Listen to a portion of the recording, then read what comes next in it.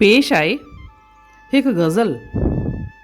हिन जा कवि आहिनि ईश्वर आंचल ऐं हिन खे आवाज़ु ॾिनो आहे माया वसंदानी इंडलठ।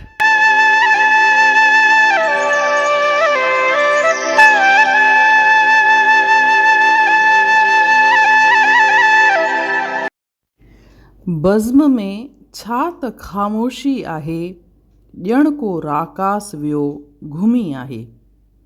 बज़्म में छा त ख़ामोशी आहे, ॼण को राकास वियो घुमी आहे।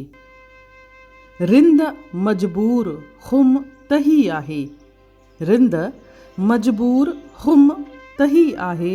छा त साक़ीअ जी बेवसी आहे, रूह जी उञ अञा बुझी नाहे, रूह जी उञ अञा बुझी नाहे। तशंगी साॻी तशंगी आहे, तशंगी साॻी तशंगी आहे। जेकॾहिं ख़्वाब आहे हीअ दुनिया, निंड चइबो त ज़िंदगी आहे। जेकॾहिं ख़्वाब आहे हीअ दुनिया, निंड चइबो त ज़िंदगी आहे। हुनखे समुझाए मां थको आहियां, हुनखे समुझाए मां थको आहियां। नाहकी दिलि मथिसि चरी आहे, नाहकी दिलि मथिसि चरी आहे।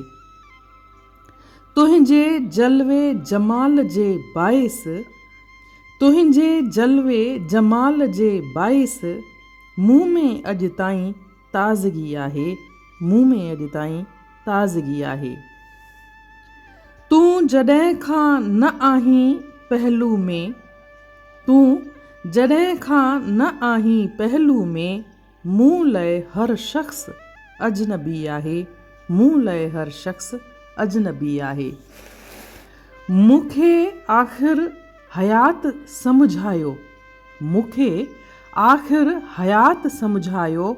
मौत जी खिन न ओचिती आहे, मौत जी खिन न ओचिती आहे। जिन ॿुधी अणॿुधो कयो आहे सॾु, जिन ॿुधी अणॿुधो कयो आहे सॾु, तिन जी क़िस्मत अञा कसी आहे, तिन जी क़िस्मत अञा कसी आहे। मां इझो आग खे विलोड़ियां पियो, मां इझो आग खे विलोड़ियां पियो। सिज अञा मस कढी कनी आहे, सिज अञा मस कढी कनी आहे। प्रीत जी वट अञा संवारियां पियो, प्रीत जी वट अञा संवारियां पियो। दूर ॻच दूर रोशनी आहे, दूर ॻच दूर रोशनी आहे। दर्द जो काइनात में पियो घुली, दर्द जो काइनात में पियो घुली। मुंहिंजे हिरदे जी रागिणी आहे, मुंहिंजे हिरदे जी रागिणी आहे। मूं मटाए ख़ुदा ख़राब कयो, मूं मटाए ख़ुदा ख़राब कयो। इश्क़ ई मुंहिंजी बंदगी आहे, इश्क़ ई मुंहिंजी बंदगी आहे। हीअ गज़ल पाछोला सांझीअ जा 1982 वारे किताब मां खयो वियो आहे। जय झूलेलाल।